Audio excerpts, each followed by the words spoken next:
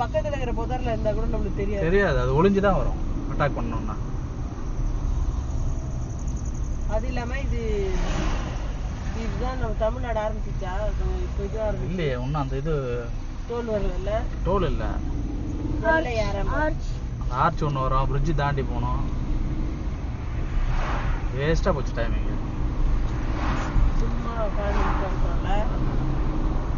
வேகாத சாதத்தை டிலீட் பண்ணிட்டோம்.